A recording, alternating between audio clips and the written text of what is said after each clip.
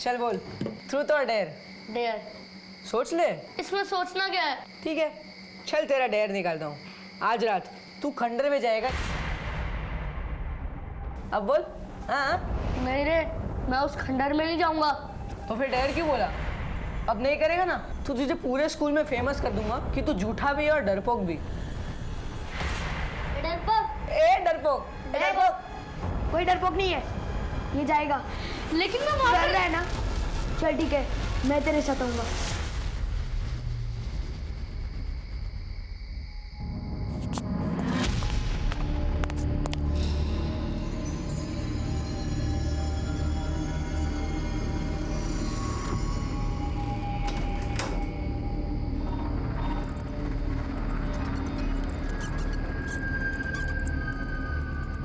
आशु, यार बहुत डर लग रहा है। चल लौट चलते हैं, कहीं भूत भूत आ गए तो मुफ्त में हमारे जाएंगे। अबे डरपोक, दिमाग खराब हो गया क्या तेरा? ये भूत भूत कुछ नहीं होते हैं। चल।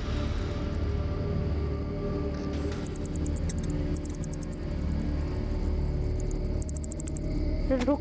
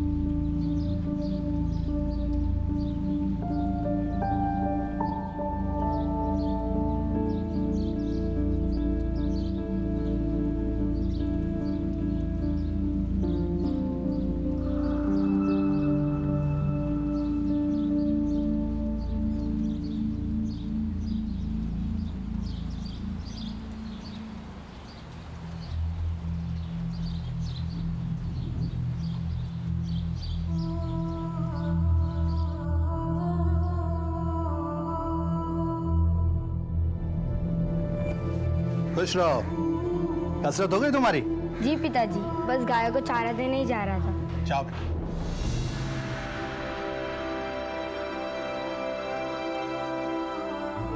लता, हमारे बेटे में कुछ तो विशेष है। तुम देखना, एक दिन ही हमारा नाम जरूर रोशन करेगा।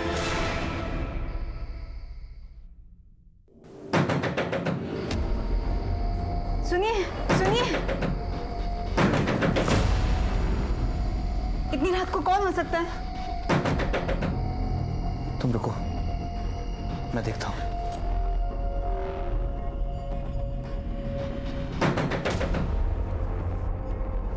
कौन है? कौन है बाहर? शब मैं रामू, आपकी गाड़ी की चाबी देनी थी।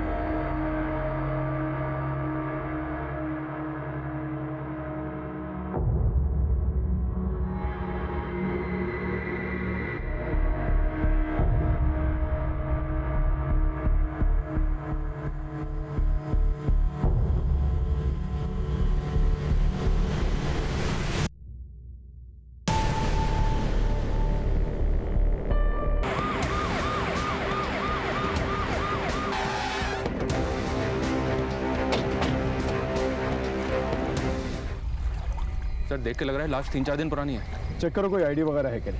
यहाँ पास में एक बोर्डिंग स्कूल है सर, वहाँ के बच्चे अक्सर इस तालाब में मटर गश्ती करने आते रहते हैं। ये शायद वहाँ का होगा।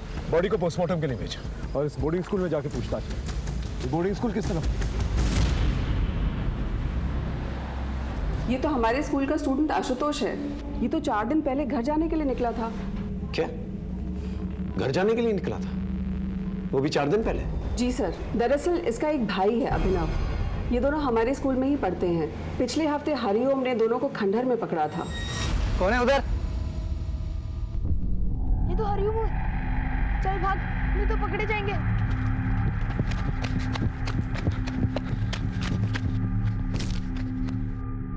चल चल।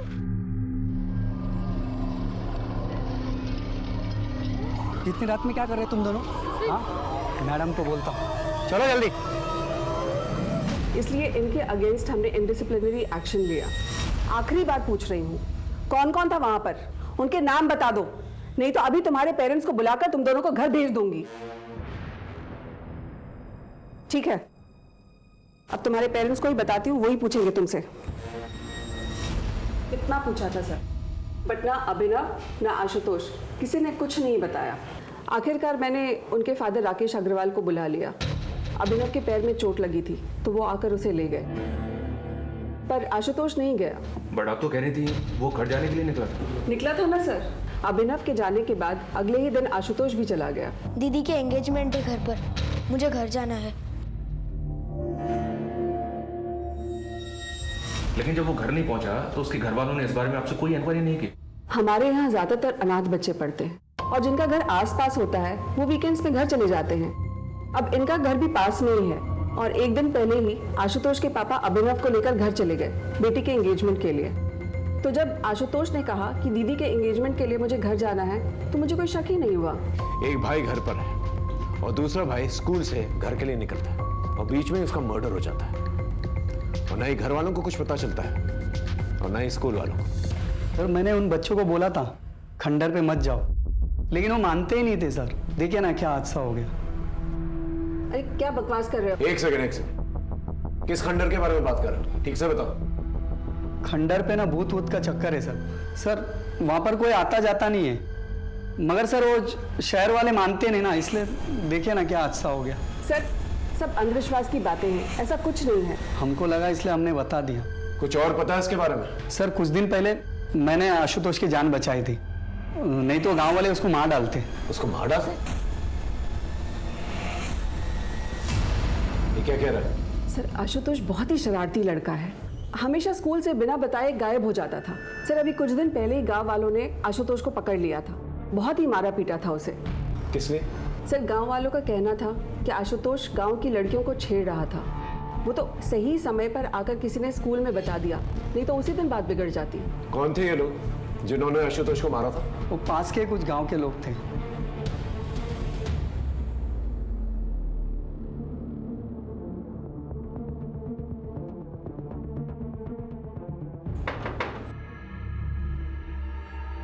जी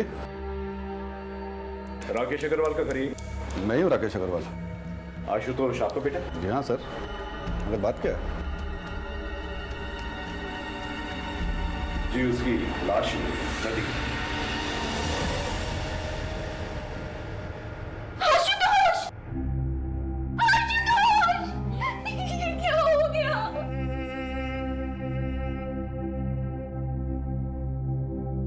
कुछ ही दिनों में मेरी बेटी सारिका की शादी है। देखिए ना सर, सिर्फ खुशी के माहौल में ये क्या हो गया। हमने लाश को पोस्टमार्टम के लिए भेज दिया। हमें लगता है कि लाश 4 दिन पुरानी है। वो स्कूल से घर के लिए निकला था, लेकिन ताज्जुब की बात यह है कि 4 दिन बीत चुके हैं और आप लोगों में से किसी ने भी एक बार भी उसे कांटेक्ट करने की कोशिश नहीं की। मेरे दोनों बेटों में आशुतोष ज्यादा शरारती था सर, और उसकी संगत में अभिनव भी बिगड़ रहा था। उस दिन जब कंप्लेंट आई तो मैंने स्कूल में जाकर उसे बहुत डांट लगाई सर, जिससे उससे अपनी गलती का एहसास हो और उसे लगे कि पापा नाराज हो जाएंगे, इसीलिए कॉल नहीं किया। अगर सर हमें जरा भी मालूम होता था कि ये सब हो जाएगा तो हम उसे कॉल क्यों नहीं करते सर? सर मैंने तो उसे साथ आने के लिए कहा था, मगर वो नहीं माना। तू भी चलना, दी की एंगेजमेंट में मौज करेंगे, मौज। तो जा, मैं नहीं आ रहा, वैसे भी पापा नाराज है। अरे पापा को जो कहना था उन्होंने कह दिया, अब थोड़ी ना कुछ कहेंगे। तू जा, मैं अगले हफ्ते आऊंगा। चल ठीक है। फिर ऐसा क्या हुआ था कि उसके मना करने के बावजूद वो अगले दिन ही स्कूल से निकल गया? और कहाँ गया? नहीं आप लोगों को बताया उसने और ना ही स्कूल वालों को। बेटा तुम लोग उस दिन खंडर में क्यों गए थे? डेयर, आज रात तू खंडर में जाएगा ये प्रूफ करने कि वहां कोई भूत नहीं है।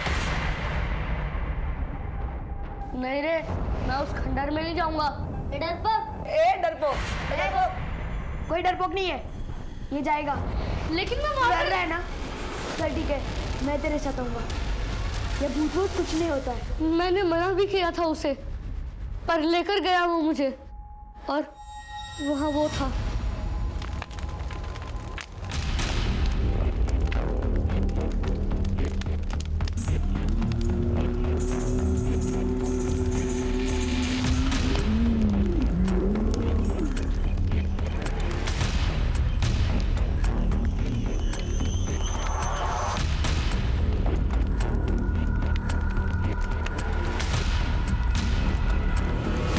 कौन है उधर? बेटा वो अघोरी कौन था? उसे पहले कभी देखा था? हम तो पहली बार देख रहे थे उसे, मगर वो था बहुत डरावना। अगर दोबारा उसे देखोगे तो पहचान लोगे? जी सर। एक बात बताओ अभिनव, वो जो तुम्हारे दोस्त हैं हॉस्टल में, कहीं ऐसा तो नहीं कि उन्होंने आशुतोष को दोबारा से घुसाया कि वो खंडर में जाए? पता नहीं सर। तुमने उन दोस्तों के नाम प्रिंसिपल को क्यों नहीं बताया? सर हम तो पहले से ही फंस चुके थे स्कूल में, उन्हें क्यों फंसाते? स्केच आर्टिस्ट की मदद से अभिनव से स्केच बनवाने की कोशिश करो। अगर इस अघोरी का इस मर्डर से कुछ लेना देना भी नहीं तो भी हम इससे हेल्प ले सकते हैं। शायद इसने कुछ देखा कि मना करने के बावजूद भी आशुतोष तालाब के किनारे है और उस खंडर में क्या कर रहा है। Yes sir. और इस फैमिली का भी बैकग्राउंड चेक करो। इतनी तैयारियां चल रही हैं सगाई की, लेकिन बेटा इनके टच में नहीं था और इन लोगों ने भी जरूरत नहीं समझी कि बेटे को कॉन्टैक्ट करें। मामला कुछ अलग है। ये गाँव वालों को क्या हुआ? एक टीम गांव भेजी थी सर, सबको थाने लेकर आई है। ठीक है, चल। साहब, अब कोई हमारी बहू बेटियों पर नजर डालेगा तो उसे कुछ कहेंगे भी नहीं क्या? और ये आशुतोष की तो क्या कहें? साफ साफ बता क्या हुआ था?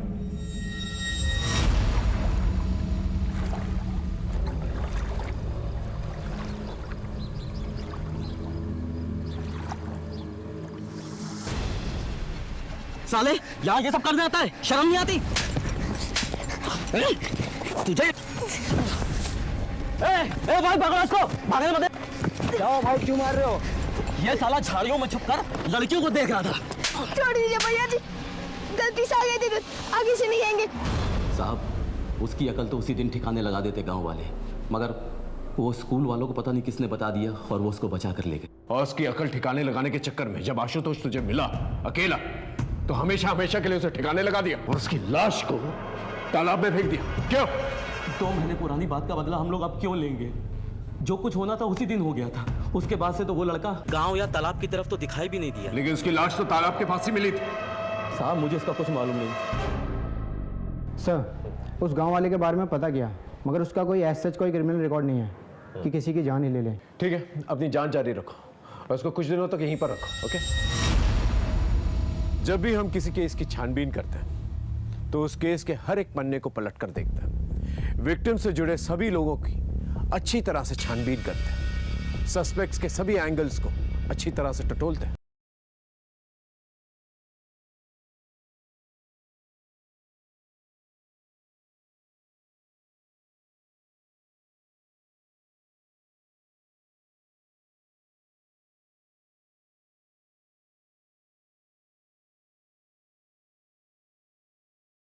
इस केस में मामला बड़ा होने के साथ साथ सेंसिटिव भी था, इसलिए हमें बहुत ही समझदारी के साथ, बहुत ही गुप्त तरीके के साथ सब कुछ करना था।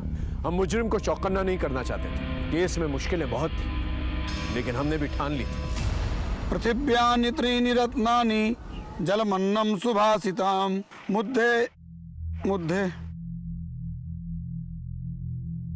पृथिव्या त्रीणि रत्नानि जलमन्नं सुभाषितम् मुद्दे पाषाण खान्देषु रत्न संज्ञा विधीयते।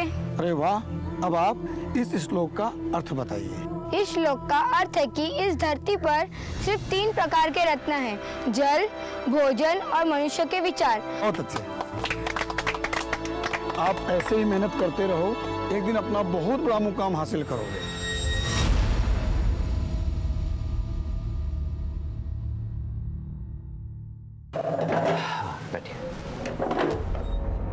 बताएं, क्या प्रॉब्लम है आपकी? प्रॉब्लम तो मुझे कुछ भी नहीं है। तुमने जो ऑपरेशन किया था ना, उसी के बारे में कुछ बात करनी थी।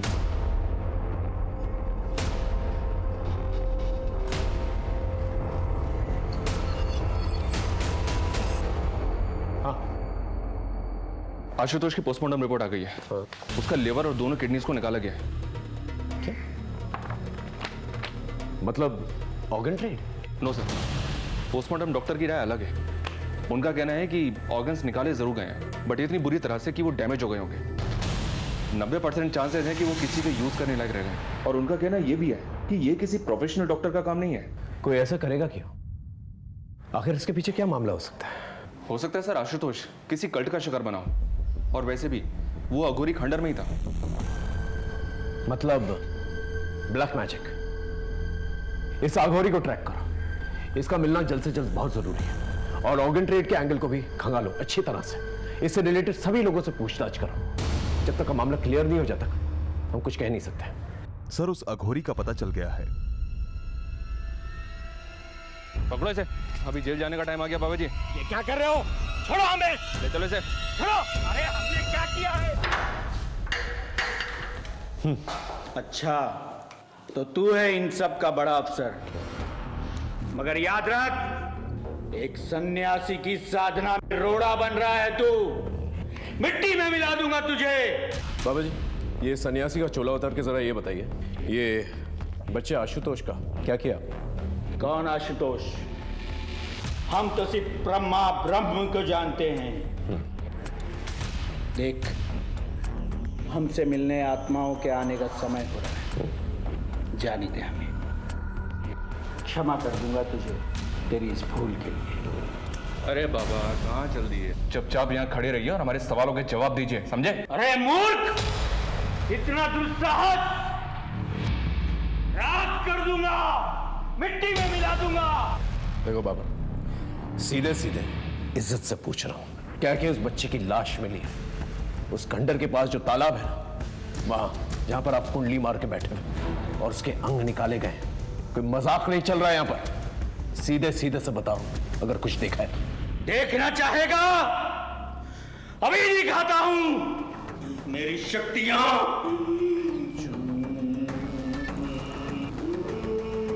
सर ये बहुत मोटी चमड़ी के होते हैं, ये ऐसे नहीं उगलेगा। आप कहें तो अपने तरीके से उगलवाऊं? नहीं रहने दो, इसे भूखा प्यासा रहना था सुबह तक। अगर सुबह तक कुछ नहीं बोला फिर अपना तरीका इस्तेमाल करो।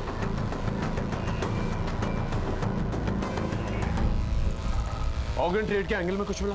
नहीं सर।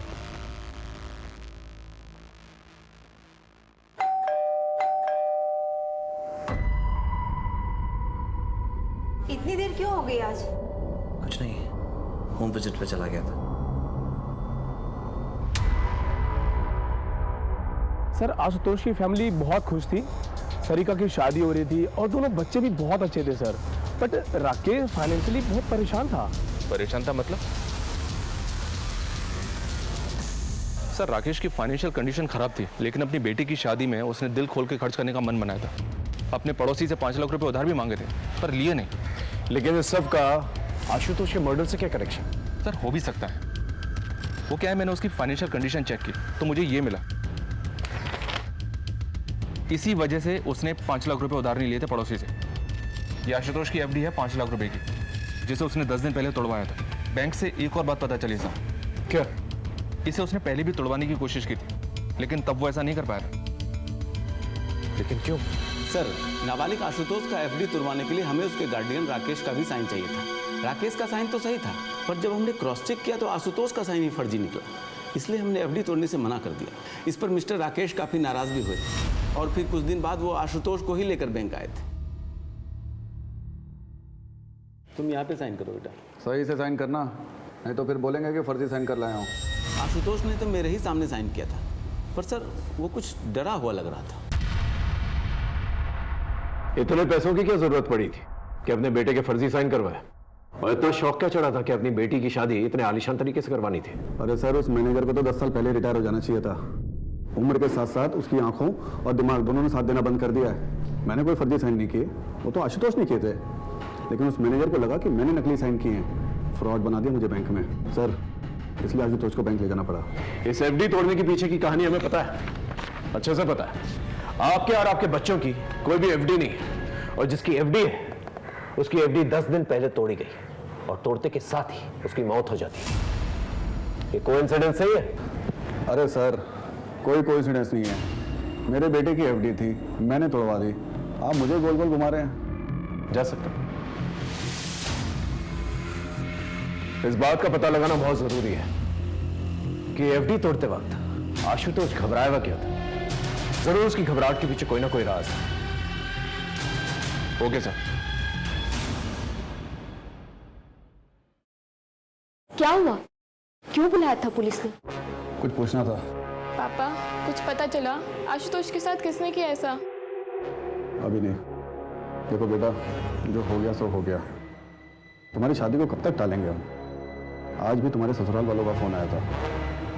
अब आगे बढ़ने का वक्त है, तुम्हारा भी और अभिनव का भी।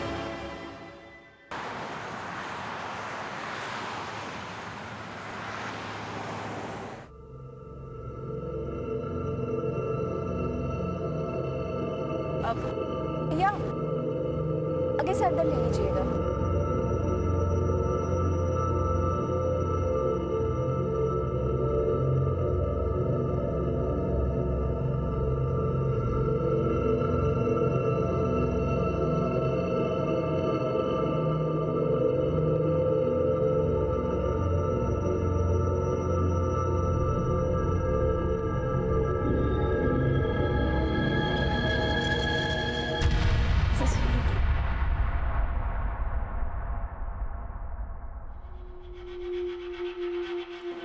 एक्सक्यूज मी, क्या मैं जान सकती हूँ रोहिणी मुझे कहाँ मिलेगी?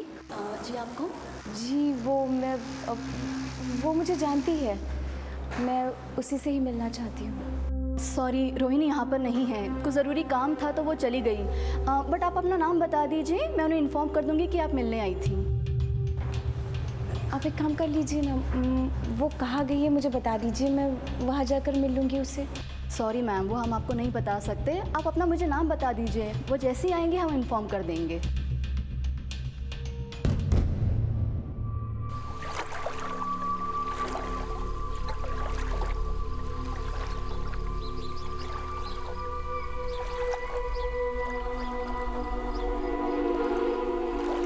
मनोहर, तुम्हारा बेटा तो इतनी ठंड में सुबह सुबह स्नान करके निकला है, क्या बात है? मनोहर, तुम्हारा बेटा तो बहुत तेजस्वी है। राम राम राम राम राम। अरे पापी, तुमने मेरा धर्म भ्रष्ट कर दिया, अपने उतरन का पानी सुबह सुबह मुझ पर डाल दिया। हमको माफ कर दीजिए। क्या बे नरेश, दिखता नहीं है? हम लोग इधर बैठे हुए, तू अपने कपड़े का उतरन का पानी डाल रहा है। माफ कर दीजिए काका। छोड़ो। इसे बात के लिए क्यों मार रहे हो? तुम इसको इतनी सी बात बोलते हो? इस पापी ने मेरा धर्म भ्रष्ट कर दिया है। घर से मैं स्नान करके निकला था, पूजा पाठ करना है मुझे, और तुम इसका पक्ष क्यों ले रहे हो? क्या तुम्हें अपने गांव की मर्यादा और परंपराओं का कोई ख्याल नहीं है? मुझे गांव की मर्यादा और परंपराओं का ख्याल है, मगर आप किसी इंसान का जाति धर्म देख के उसकी जान तो नहीं लेंगे। अगर नरेश के छूने से आपका धर्म भ्रष्ट हो जाता है तो मुझे इतना कमजोर धर्म नहीं चाहिए।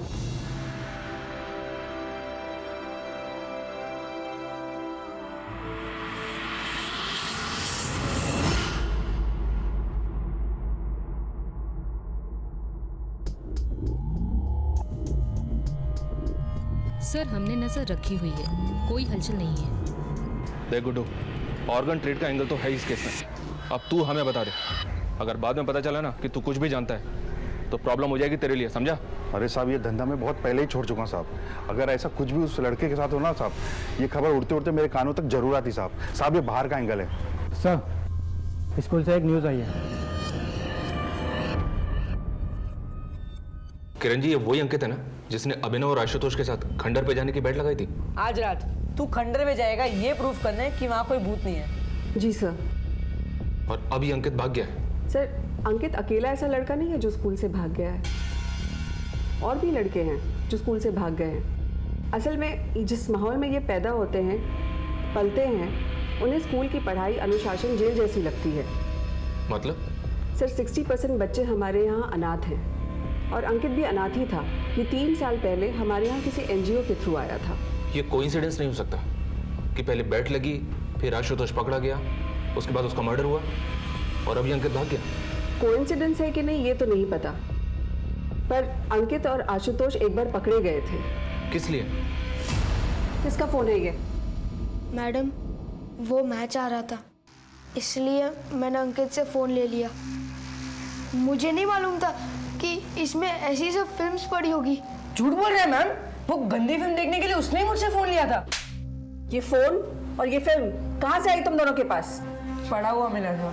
ऐसी चीजें तुम दोनों को ही कैसे मिल जाती है, बाकी बच्चों को नहीं मिलती है? कल से हर रोज 1 महीने तक पूरे ग्राउंड के चक्कर मारोगे तुम दोनों। चलो जाओ यहाँ से। अगर है तो प्लीज दीजिए। अंकित की सारी डिटेल्स हमें चाहिए। वो कहां से आया था और यहां पर आने से पहले वो किन लोगों के साथ रहता था। इस केस में कई सिरे थे जो उलझे हुए थे, लेकिन हम अपनी पूरी ताकत के साथ, पूरी मुस्तैदी के साथ इन सारे सिरों को अच्छी तरह से टटोल रहे थे। जैसा मैंने पहले भी कहा था, मुजरिमों के बढ़ते हौसलों के साथ साथ उनके कनेक्शंस और उनके नेटवर्क्स भी बढ़ जाते हैं, लेकिन हम कड़ी से कड़ी जोड़ते गए और सारे सबूत इकट्ठा करते गए। हमें भी इस बात का पूरा अंदाजा था कि हमारा सामना एक बहुत ही पेशेवर और एक बहुत ही बड़े मुजरिम के साथ था।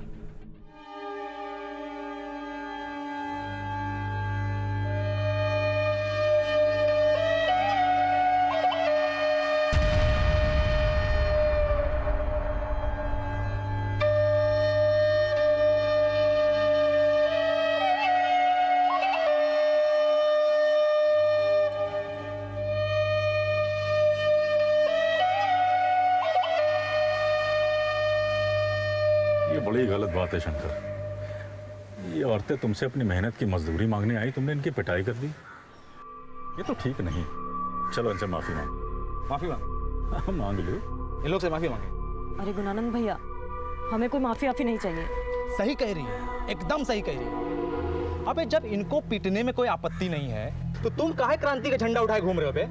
ये क्रांति की बात नहीं है शंकर, ये न्याय की बात। देखो, आज तुम्हारे शरीर में बल है, ताकत है, तो तुम इनको मारते हो, पीटते, चुप रहते, बोलते नहीं। लेकिन ये ना भूलो कि इनके पास भी सत्य का बल है। तुम जानते हो तुम बौड़ा गए हो, तुम्हारा दिमाग खराब हो गया है, तभी तुम ऐसी बहकी बहकी बात कर रहे हो, समझे?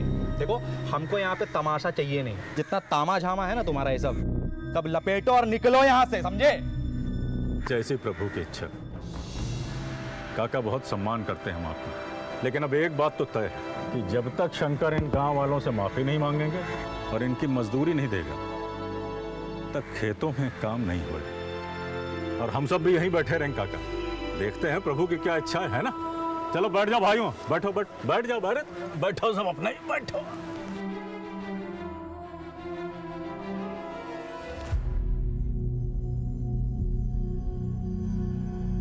गुणानंद, छोड़ो, जाने दो। शंकर से गलती हो गई, आगे से ऐसा नहीं करे। तुम मुझसे सब अपनी मजदूरी ले लो, ये मजदूरी ले लो। धन्यवाद। बोल इनसे, आगे से किसी को नहीं मारेगा। माफी मांग इनसे, बोल।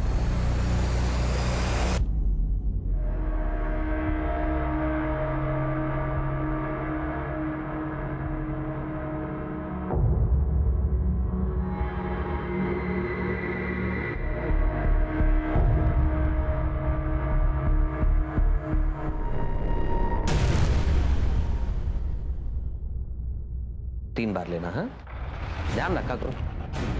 कौन हो तुम लोग? अंदर कैसे आके तुम लोग? कंपाउंडर, ये क्या कर रहे हो तुम?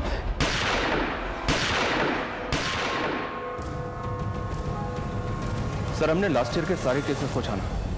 इनमें से 12 केसेस हमारे मतलब के हैं, जिनमें विक्टिम की उम्र 14 से 18 साल के बीच है। 7 लड़के और 5 लड़कियां। 7 लड़कों में से 5 लड़कों के ऑर्गन निकाले गए हैं, जबकि सभी लड़कियों के रेप किए गए। 2 लड़कियां तो ऐसी हैं सर जिनके ऑर्गन्स भी गायब थे। और सर, कुछ केसेस तो ऐसे हैं जो आशुतोष के केस से काफी सिमिलर हैं। 3 लाशें तो उसी तालाब में मिली थी। और सर, ये ऑर्गन वाली बॉडी, ये बिल्कुल आशुतोष की बॉडी की तरह ऑपरेट की गई है। ऑर्गन्स को निकालने का तरीका इतना ब्रूटल था कि चांसेस कम है कि ऑर्गन को बॉडी से निकालने के बाद उनका कुछ यूज हो पाया। ब्लैक मैजिक का कोई कनेक्शन? सर, कुछ बॉडीज पर मार्किंग मिली थी, ऑलमोस्ट आधी बॉडीज को दागा गया था, लेकिन 2 लाशें ऐसी थी जिन पर कोई मार्किंग नहीं थी। लेकिन एक बात है सर, ऑर्गन को बॉडी से निकाला तो गया है, जैसे कि आशुतोष की बॉडी से निकाला गया था। इतने सिमिलर केसेस और किसी ने ध्यान तक नहीं दिया। इनमें से किसी की पहचान हुई है? जी सर, इनमें से 4 लड़के और 3 लड़कियों की पहचान हो गई थी, लेकिन बाकी बॉडीज अनआइडेंटिफाई ही रह गई थी। इन अनआइडेंटिफाइड बॉडीज को आइडेंटिफाई करो और इनसे रिलेटेड जितने भी थाने हैं उनमें पूछताछ करो, देखो क्या निकल कर आता है। इतना सारा कनेक्शन है तो कोई ना कोई कॉमन लिंक जरूर होगा, और स्कूल में भी पता करो इन अनआइडेंटिफाइड लाशों के बारे में। इतनी सारी लाशों का एक ही तरीके से काटा जाना बहुत सारे सवाल खड़े कर। इस अंकित के बारे में कुछ पता चला? अभी तक कुछ पता नहीं चला। मोबाइल की स्कैनिंग चल रही है, शायद उसमें कुछ मिले।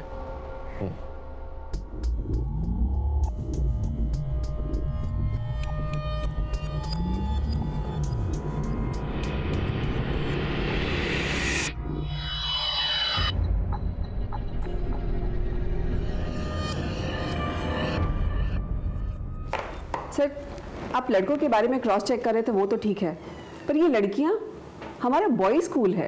पॉसिबल है कि आसपास की लड़कियां हों जिन्हें आपने कभी देखा हो या आपके स्कूल में उन्हें कोई जानता हो, कोई गर्लफ्रेंड या कोई फ्रेंडशिप वगैरह। सर, हमारे यहाँ के स्टूडेंट तो बाहर ही नहीं जाते हैं, तो ये लड़कियों वाला एंगल तो निकलता ही नहीं है। मैडम, जिस ट्रस्ट का स्कूल है उनके गर्ल्स स्कूल भी तो हैं, हो सकता है वहाँ की कोई लड़की हो। होगी सर, पर मैं इनमें से किसी को नहीं जानती हूँ। आप ट्रस्ट का एड्रेस लीजिए और वहीं जाकर पता कर लीजिए। सर, आप इस तरह से अपनी इन्वेस्टिगेशन में बार बार स्कूल को लेकर आ रहे हैं, स्कूल की रेपुटेशन पे असर पड़ रहा है। सर, इनमें से कोई भी लड़का या लड़की हमारे किसी भी स्कूल या इंस्टीट्यूट से रिलेटेड नहीं है। हाँ, जो बच्चे हमारे स्कूल से भागे हैं, ये उनकी मिसिंग रिपोर्ट है, जो हमने पुलिस में भी लिखवाई हुई है। उसके बाद उनके साथ क्या हुआ ये हमें भी नहीं पता। हमें स्कूल से भागे हुए हर बच्चे की डिटेल चाहिए। वो यहाँ पर आने से पहले किसके साथ थे, कहाँ रहते थे। जी सर। बेबी बस 2 मिनट, बेबी 2 मिनट, बस 2 मिनट, बेबी 2 मिनट, बस 2 मिनट में सब्जी तैयार, फिर बेबी खाना खाएगा। चलो बेबी, बस बस बस, चलो। चलो देखिए कौन है, कौन है, कौन है, कौन है, देखो कौन है, कौन है, कौन है, देखो देखो देखो कौन है। ओ मम्मा आई है। ओ जी बेटो, क्या हुआ मेरे बच्चा? सुबह से तंग ही कर रहा है। सब्जी, अरे सब्जी।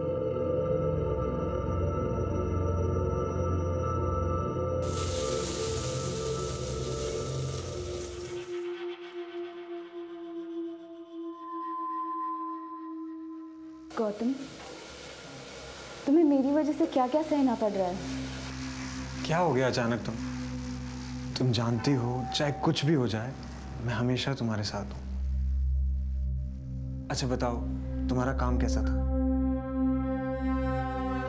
ठीक ही था, पर हुआ नहीं। अगर हमें इस बार का चुनाव जीतना है ना, तो कुछ अलग करना पड़ेगा। हम अपने क्रेडिट पर चुनाव नहीं जीत सकते। वो गुणानंद है ना, वो जनता का मसीहा बन बैठा है।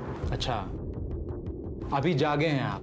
सरकार, ये जो बुद्धि आपको आई है ना, बहुत देर से आई है, समझे? क्या लूट मचाए हो पिछले 5 साल तक। और जिस टाइम पे आप लूट मचा रहे थे ना, वो गुणानंद जनता के बीच में जाके उनके लिए काम कर रहा था, इसीलिए मसीहा बना है। हमारी एक बात ना आप कान खोल के सुन लीजिए। आपके इस नेतागिरी में ना बहुत सारा पैसा लगाए हम, अब हम नुकसान नहीं उठा सकते। तो ये गुणानंद का हिसाब किताब कीजिए, समझ रहे? क्या कि हमारा पैसा ना मेहनत का पैसा, ब्याज सहित असूले। वक्त के साथ साथ ये केस भी बड़ा और संगीन होता चला जा रहा था।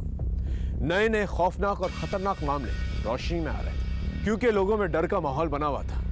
इसलिए कोई भी खुलकर सामने नहीं आना चाहता था, लेकिन कोई ना कोई कहीं ना कहीं पहल जरूर करता है। इस केस में अपराध के खिलाफ मोर्चा खोलने वालों की, आवाज उठाने वालों की जितनी सराहना की जाए उतनी कम है, क्योंकि इसी के जरिए इस अपराध का महाजाल हम काट सकते थे। कलाम साहब, बोल। एक खबर लाया आशुतोष के बाप के बारे में। क्या खबर? सर, आजकल कुछ ज़्यादा ही भगवान को मानने लगे। तो इसमें खबर जैसा क्या है? आप ही तो जादू टोने का एंगल ढूंढ रहे थे ना, इसलिए सोचा बता दूं। आप तो जानते हो, छोटी मोटी बात के लिए आपको डिस्टर्ब नहीं करता। तो बड़ी बात बताना। आशुतोष और उसके बाप के रिश्ते के बारे में। सर, एहतियात के तौर पर आदमियों को जब डिटेल्स निकालने के लिए कहा था, तब इस फैमिली के बारे में ये बात पता चली, जिसे बहुत ही खूबसूरती से लोगों ने छिपा के रखा हुआ। आजकल बहुत पूजा पाठ करवा रहे हैं। हाँ, तो इसमें गलत क्या है? घर की शांति के लिए करवा रहे हैं। लेकिन हमें तो पता चला है कि ये सब कुछ आजकल में शुरू किया आपने। अचानक से इस तब्दीली की वजह जान सकता हूँ? मेरा बेटा मरा है। आपका नहीं, आपके बड़े भाई का। आशुतोष आपका बेटा नहीं, ये बात आपने हमसे छुपाई। वो मेरे बड़े भाई का बेटा था, लेकिन मेरे बेटे जैसा ही था। बड़े भाई की मौत के वक्त वो 2 साल का था, तब से पाला है उसे। छुपाने जैसा क्या है? छुपाने वाली बात है पैसा। आपने अपनी बेटी सारिका की शादी के लिए आशुतोष की एफडी तोड़ी, और एफडी तोड़ने के तुरंत बाद उसकी मौत हो जाती है। ये क्या कह रहे हैं सर आप? 5 लाख रुपए के लिए मैं ये सब करूंगा? मैंने कब कहा कि 5 लाख रुपए के लिए आप करेंगे सब? पेपर्स हैं, ये पेपर्स हमने तहसील से मंगाए। ये आपके बड़े भाई की प्रॉपर्टीज के पेपर है और इसके मुताबिक उनकी मौत के बाद तुरंत ही उनके बेटे के नाम पे हो जाती है सारी प्रॉपर्टीज होते हैं और उसकी मौत के बाद ये सब कुछ आपके नाम पे हो जाता है। अब इतना सब कुछ के लिए आप ये सब तो करिए। खुद से कातिल ढूंढा नहीं जा रहा और हमारे ऊपर आरोप लगा रहे हैं। अगर आपके पास कोई सवाल है तो पूछिए, वरना मुझे और भी काम है।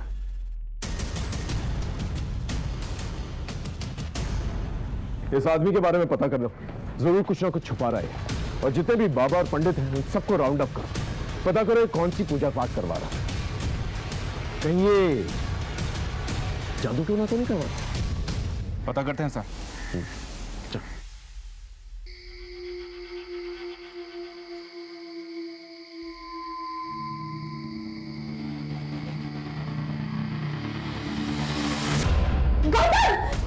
सॉरी सॉरी सॉरी सॉरी, गलती से बटन दब गया था। मैं जानता हूँ तुम्हें अंधेरे से डर लगता है, सो सॉरी। कोई बात नहीं, एक्चुअली सॉरी तो मुझे कहना चाहिए था। फोबिया मुझे है और खामखा तुम्हें तकलीफ में डाल रही हूँ। मैं जानता हूँ तुम्हारा दर्द, तुम्हारे मन में बहुत कुछ चल रहा है पर तुम किसी से शेयर नहीं करना चाहती, पर मैं हूं ना तुम्हारे साथ।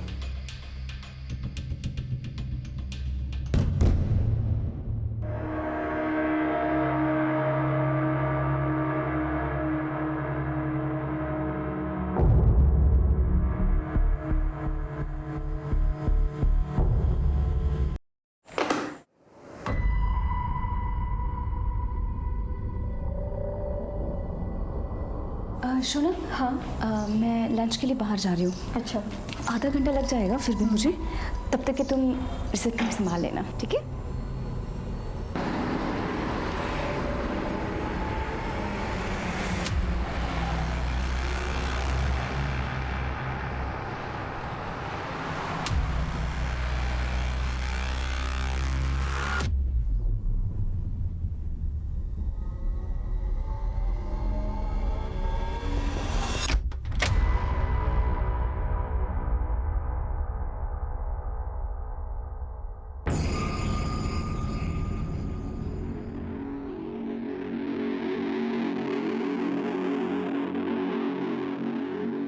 कुछ मिला?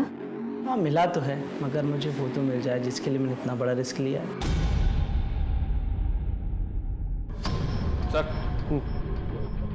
सर टोटल मिली 12 लाशों में से 5 लाशों की पहचान नहीं हो पाई है, लेकिन जिन 7 लाशों की पहचान उनके घर वालों ने की थी उन सबको बुलाकर हमने उनका बैकग्राउंड चेक किया तो सबके अंदर एक कॉमन लिंक निकलकर सामने आया है। क्या है कॉमन लिंक?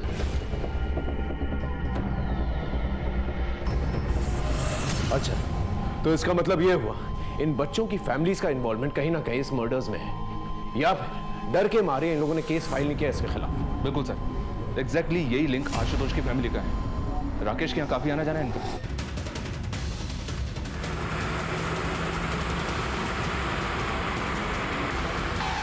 वहां जाके चेक करो, देखो क्या मिलता है। बस प्रशांत अंदर देखो, वहां जाओ। हाँ। क्या हो रहा है इंस्पेक्टर? आप लोग ऐसे कैसे प्रेमाइस के अंदर घुस आए? देखिए मैम, हमें प्लीज अपना काम करने दीजिए, आपको जल्दी पता चल जाएगा। Okay sir. हाँ बच्चे, कुछ पता चला? अंदर कुछ भी सस्पिशियस नहीं मिला। छोटे छोटे बच्चे यहाँ आते हैं, आप लोग की इस तरह की गैर जिम्मेदार हरकत की वजह से देखिए कितना डरे हुए हैं वो। इस तरह आप लोग अंदर घुस आए, वो भी बिना वारंट के। I will complain it to your seniors.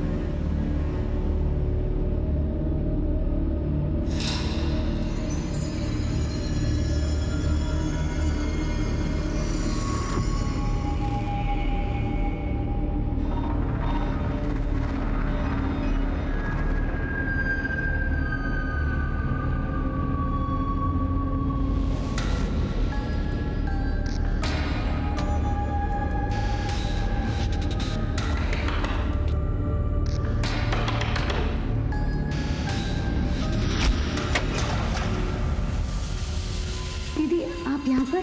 Rohini,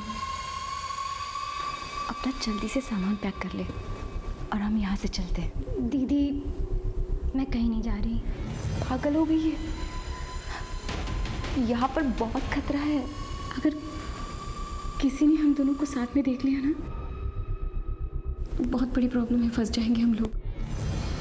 तुझे मुझ पर भरोसा है ना? तो चलो मेरे साथ, मैं सब समझाती हूँ रोहिणी। प्लीज रोहिणी।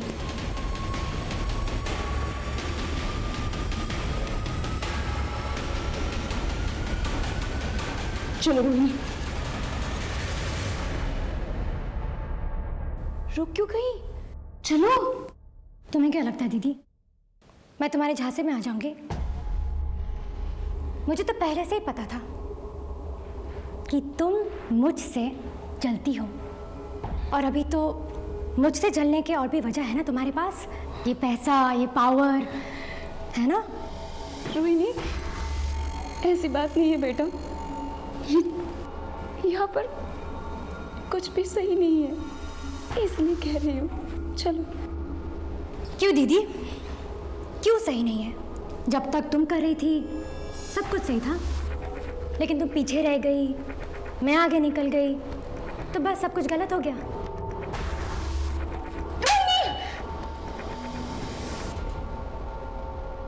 दीदी बचाओ, कोई है वहां पर? कोई नहीं, बचाओ मुझे, चुप हो जाओ, कोई है वहां पर? बचाओ मुझे, कोई है, बचाओ मुझे, कोई नहीं, चुप।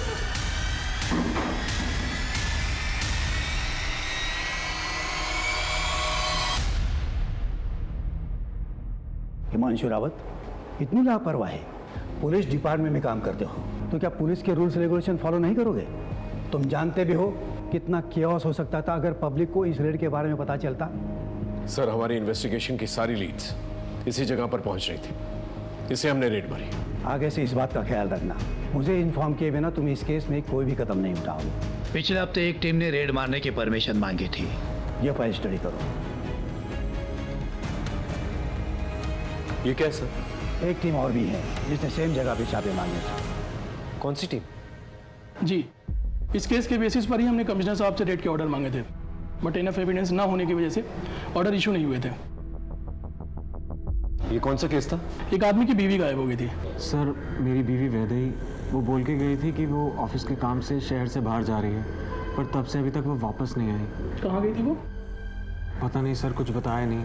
सर, मैंने ऑफिस से पूछताछ भी की, पर उन्होंने कहा कि वैदेही शहर से बाहर कहीं गई नहीं ऑफिस के काम से। जब हमने इस औरत के ऑफिस से पता किया तो हमें ये पता चला कि वो औरत अक्सर अपने पति से झूठ बोल करके कई शहरों में जाया करती थी, जबकि उसके ऑफिस से कभी भी काम के सिलसिले में उसको शहर से बाहर भेजा ही नहीं गया था। फिर ये कहाँ जाती थी? पहले तो हमें ये अफेयर का एंगल लगा, फिर हमने उसके पति से बात की। देखिए, आपकी बीवी ऑफिस के काम से तो बाहर जाती नहीं थी, और आपका ये कहना है कि उसका कोई अफेयर भी नहीं था, फिर वो आपसे झूठ बोल करके आखिर जाती कहाँ थी? सर, मैं श्योर तो नहीं हूँ, पर उसकी एक बहन थी रोहिणी, जो शादी से पहले कहीं चली गई थी। हो सकता है वैदेही उसे ही ढूंढने जाती हो, क्योंकि हमेशा वो यही कहती रहती थी कि उसको वो ढूंढ के ही रहेगी। कहाँ से गायब हुई थी उसकी बहन? सर, कभी उसने मुझे बताया नहीं। जब हमें वैदेही की बहन रोहिणी की गुमशुदगी के बारे में पता चला, तब हमने अपनी इन्वेस्टिगेशन फिर से शुरू की। हमने वैदेही की पूरी ट्रैवल हिस्ट्री निकाली, अलग अलग उन शहरों की जहाँ पर वैदेही जाया करती थी, और हर उस जगह के बारे में जहाँ के लिए उसने ऑटो बुक किया था, और वो सब वैदेही को एक ही पॉइंट पर लेकर के गए थे, नेटवर्क्स की इन बिल्डिंग्स पर। जी, और आखिरी बार वैदेही जब गायब हुई तब भी वो ऑटो से इसी बंगलों पर गई थी, जो इसी नेटवर्क की प्रॉपर्टी है। हमें डाउट है कि वैदेही और उसकी बहन रोहिणी का गायब होना इन लोगों से ही रिलेटेड है, और शायद इसीलिए वैदेही अलग अलग शहरों में जाया करती थी, और इसीलिए उसने अपने पति को कुछ भी नहीं बताया था। हो सकता है जान के खतरे को लेकर के डर रही होगी।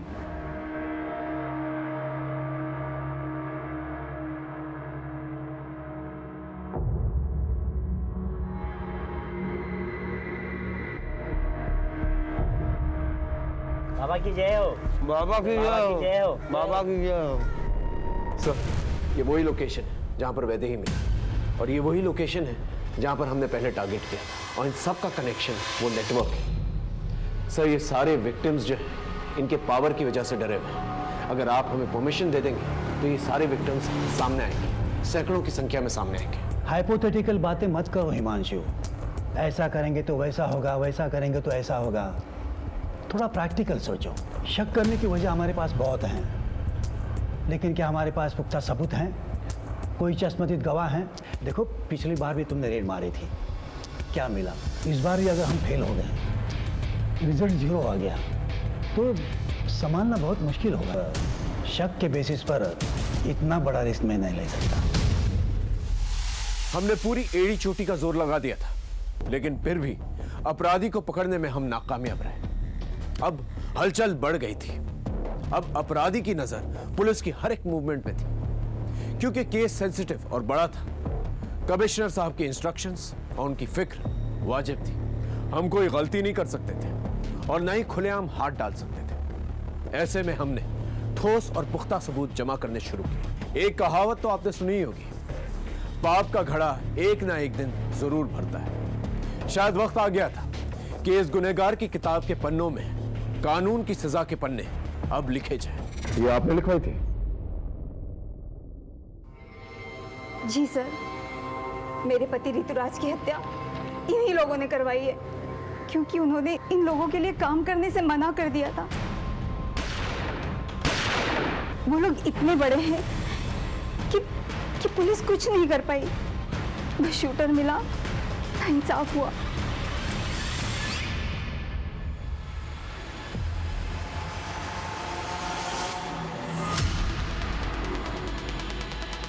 सर, गाड़ी अभी अभी बंगलो से निकली है सर। गाड़ी पे नजर रख, किसी भी हाल में गाड़ी निकलनी नहीं चाहिए। ओके सर, अब तो सबूतों के साथ साथ गवाह भी मौजूद है। हाँ सर, वो वही है हाईवे पर।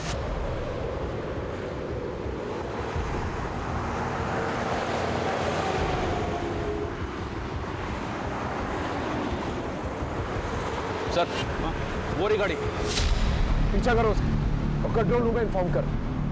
सभी जगह नाकाबंदी करवा, ये गाड़ी निकलनी नहीं चाहिए।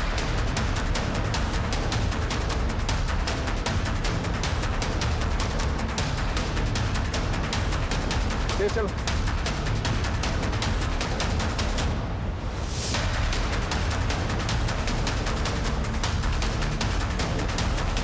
उस तरफ से लेके वो टेक करो।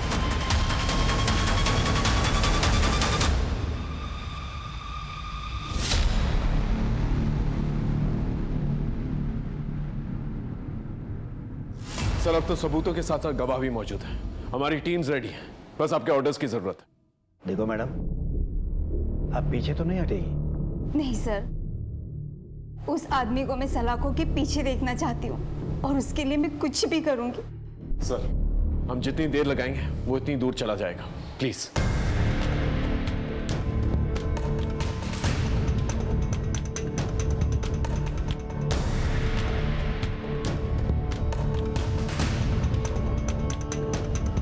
Thank you sir. देखो हिमांशु, अगर ये ऑपरेशन फेल हुआ तो हमारे डिपार्टमेंट की इज्जत मिट्टी में मिल जाएगी। Don't worry sir, I will get it.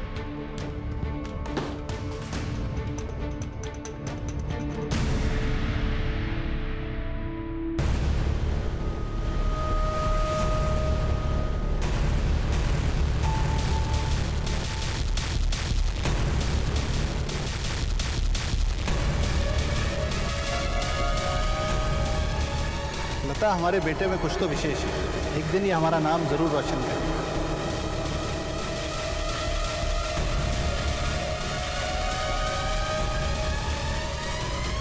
अगर नरेश के छूने से आपका धर्म भ्रष्ट हो जाता है तो मुझे इतना कमजोर धर्म नहीं चाहिए। जब तक शंकर इन गांव वालों से माफी नहीं मांगेंगे और इनकी मजदूरी नहीं देंगे, खेतों में काम नहीं हो पाएगा। देखते हैं प्रभु की क्या इच्छा है ना।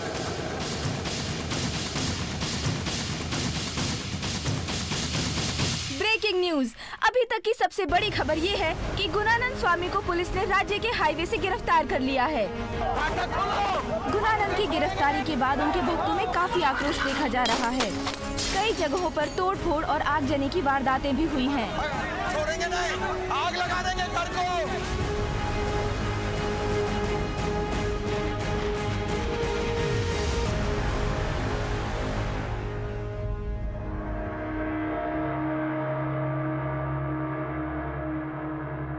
इंस्पेक्टर साहब, मैं एक सन्यासी हूँ और आप मुझ पर ये इतने घिनौने आरोप लगा रहे हैं, वो भी बिना किसी सबूत के।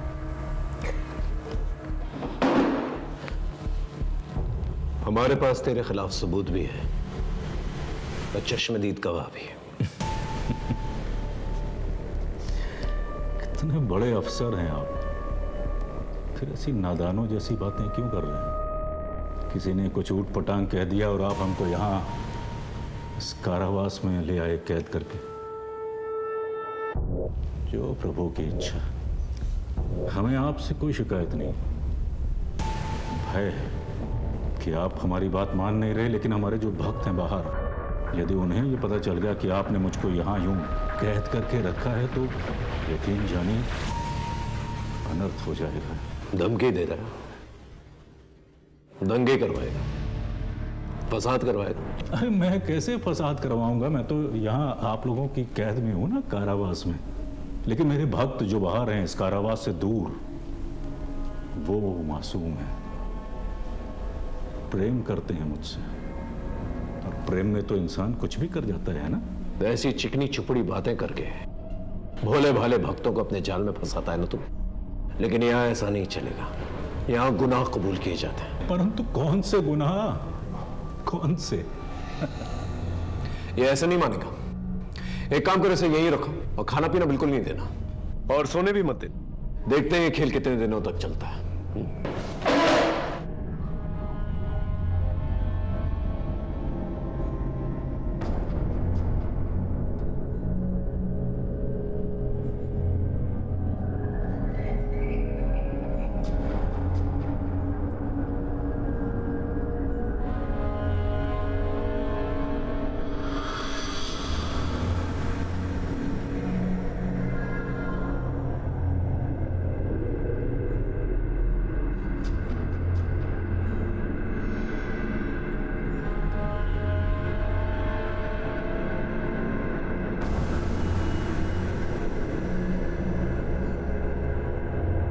सर, हाँ, आपका फॉर्मूला काम कर गया, बोलने को तैयार हो गया है।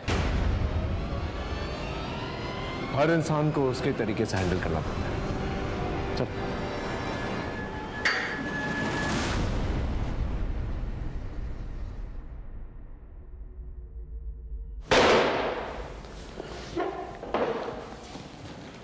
चल, अब बोल। न जाने 2-3 लोगों ने क्या बक दिया, आप तो मेरे पीछे ही पड़ गए इंस्पेक्टर। ये दीवारें ज्यादा दिन तक रोक नहीं पाएंगे इंस्पेक्टर। ऐसी चिकनी चुपड़ी बातें करके भरतपुर से पूरे भारत के लोगों को धोखा दिया है तूने। बचपन से मेरे बाबा को लगता था कि कुछ खास है मुझे, कुछ तो बड़ा करूंगा मैं, और धीरे धीरे यही बड़ा करने की धुन मुझ में सवार होती चली गई। गुणानंद बाबा की, गुणानंद बाबा की, गुणानंद बाबा की। धीरे धीरे मुझे समझ में आ गया कि लोगों पर राज करने के लिए उनका विश्वास जीतना बहुत जरूरी है। बस फिर क्या था, मैं लोगों की भलाई के काम करना शुरू कर दिया मैंने, और लोगों का विश्वास दिन प्रतिदिन मुझ पर बढ़ता चला गया। बस फिर क्या था, पैसे मेरे कदम चूमने लगे। बड़े बड़े लोग आते थे मेरे सामने सिर झुकाते थे, मैं जो चाहता था वो करता था। और तूने इस पावर का इस्तेमाल अपनी इमेज बढ़ाने के लिए किया। लड़कियों का रेप किया, बच्चों को मारा, काला जादू किया। लेकिन ऋतुराज ने क्या किया था?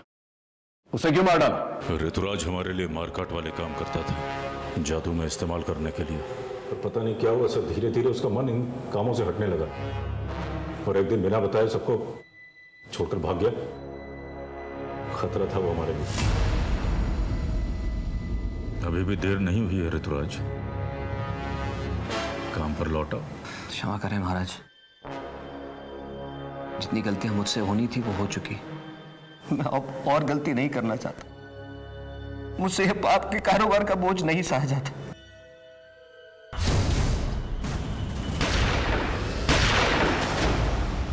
वैदेही कहाँ है? आशुतोष के माता पिता की तरह वैदेही और रोहिणी के माता पिता भी हमारे भक्त थे, और उन्हें परम ज्ञान देने के लिए हमें सौंप गए थे। सौंप गए थे और तूने उनका शोषण किया।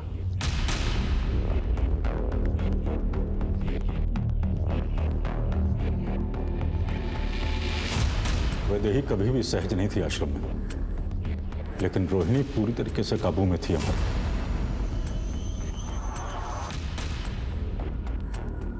6 साल दोनों आश्रम में रहे, परंतु उनके माता पिता की मौत के पश्चात वैदेही आश्रम से भागने में सफल हो गई। लेकिन वैदेही रोहिणी को आश्रम से निकालने के लिए लगातार प्रयास कर रही थी और एक दिन वो रोहिणी तक पहुंच भी गई, लेकिन रोहिणी ने उसके साथ जाने से इनकार कर दिया। रोहिणी चुप हो जा। पहले तो मैंने वैदेही को छोड़ दिया था, परंतु अब वो वापस आई। मैंने सोचा अगर इस बार उसे छोड़ देता तो वो पुलिस को अपने साथ।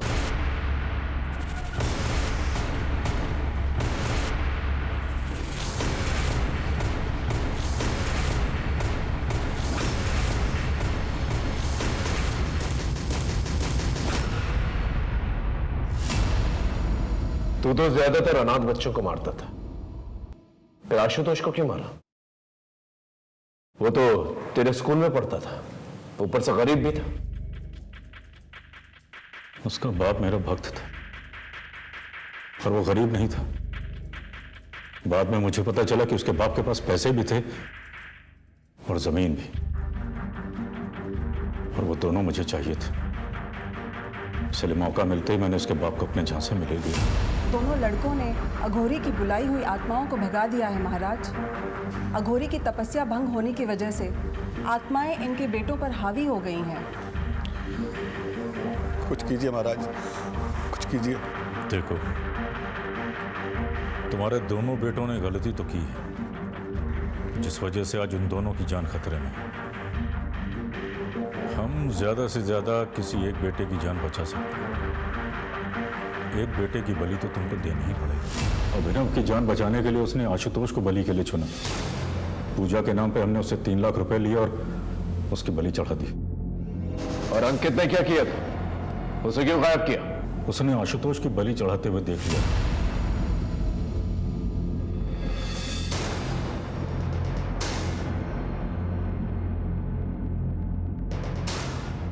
ना जाने तूने कितनी जमीनों का गबन किया है, कितने घरों को बर्बाद किया है, कितने भोले भाले मासूम लोगों को हमेशा हमेशा के लिए मिटा दिया है। अपना साम्राज्य फैलाने के लिए कितने लोगों को बलि का बकरा बनाया, और ना जाने कितनी लाशों पर चल के तो यहां तक पहुंचा है। लेकिन अब नहीं। आशुतोष, ऋतुराज और वैदेही जैसे कई केसेस और कई शिकायतें हमारे पास आ रही हैं। इस जन्म में तो नहीं, तो इस जगह से निकलने वाला, समझा?